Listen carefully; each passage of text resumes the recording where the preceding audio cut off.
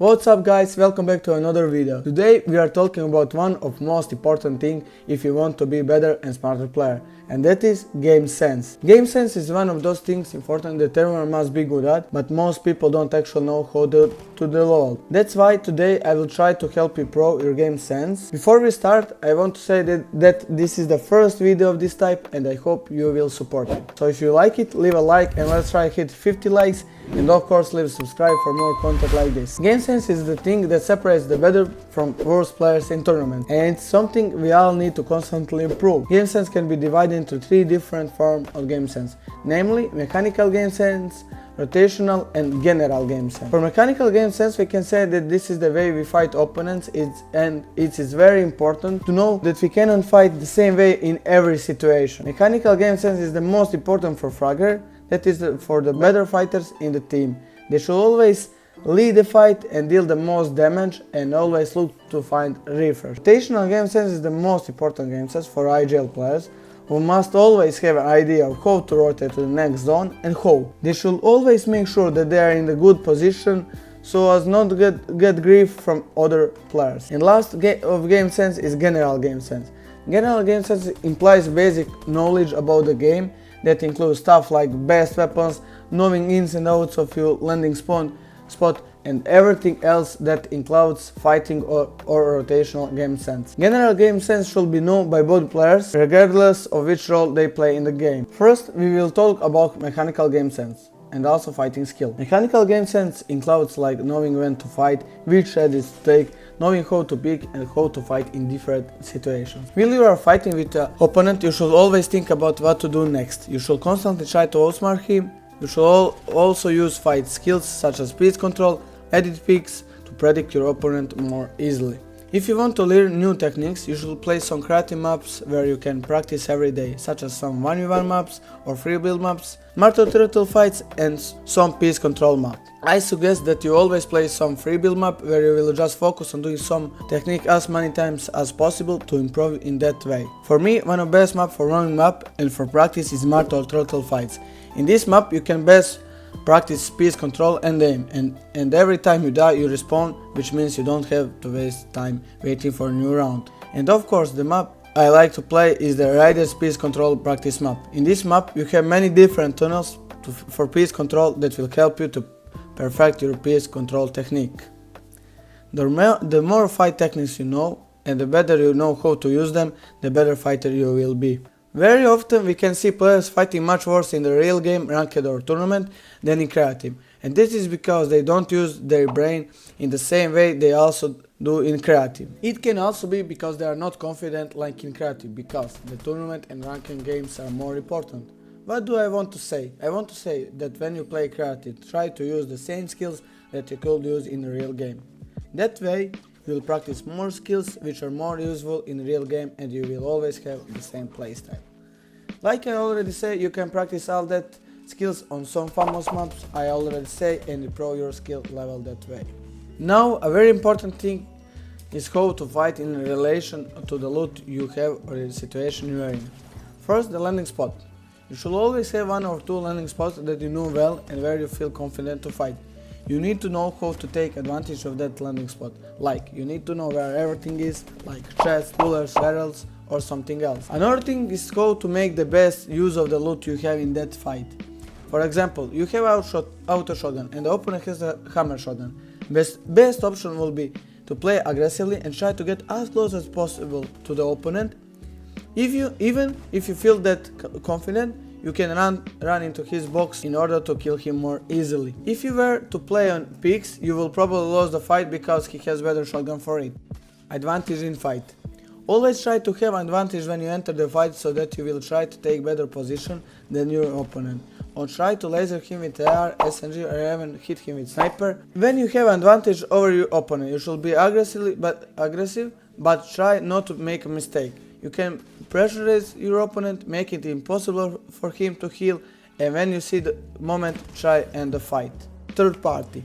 If you're in the mid game, you will often see fight between opponents and you can take advantage of that because you are already at advantage. If you have full health, while they are probably low. Plus you can easily take a better position in the fight because they don't know you are coming, and you can use it to wait for the right moment to jump into the fight. Let's speak now when the opponent has an advantage. If you are low and the opponent has an advantage over you, the first thing you should do is to make as many boxes as possible and try to use as many heals as possible.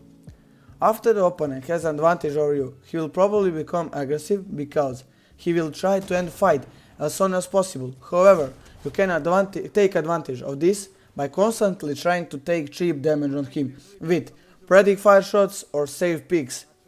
If you manage to hit the opponent, you will slow him down and you will have more time to heal. Next thing what we will speaking about is rotation and position. The most important thing, especially in start games where a lot of players are alive until the end of the game, is position and how to rotate correctly to a good position in the safe zone. The first thing is to always know where you rotate from your landing spot, where you rotate if you want to rush opponents or to play safely, and where you rotate for loot and materials. You should always know some small places that you can loot if you don't have enough good loot or you need more materials, more heals, or not important better guns or rotating. Most often you should focus on metal because metal is the most important areas material. Also you can get a lot of metal from cache.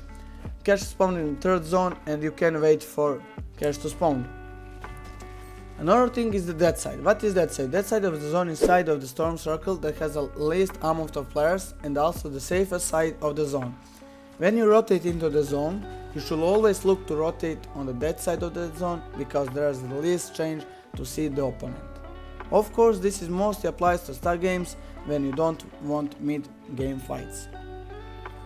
In order to explain to you more easy what the dead side zone is, since many players don't know it or don't use it, I will try to illustrate it.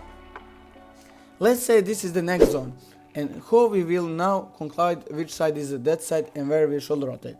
I have already marked here which side is the dead side and which is hot side. Hot side is the side of zone where more players to have the most opponents rotating into the zone. How do we know that? We will look at the map and the side that I marked hot side. We can see that all the people on this side of the map, which is actually the largest part of the map, should rotate to the zone. And the closest side of the zone where they can enter the safe zone is this side, more precisely hot side. When we look at the zone and know where the hot side is, that is where we will be the most players, we can easily see what the dead side zone is. The dead side zone is always the part of the zone where the fewest players can rotate. You can actually see that the only one who can be on this side of the map is the one who landed in that part of the map, or some player was already rotated, but you will centrally be avoided by a large number of players. So we want to avoid the largest number of players by rotating to opposite side of the hot side and try to get to the dead side. There we will also be the fewest players. But you also won't always be able to get all the way to the dead side, but you can always try to avoid the hot side where there are the most people.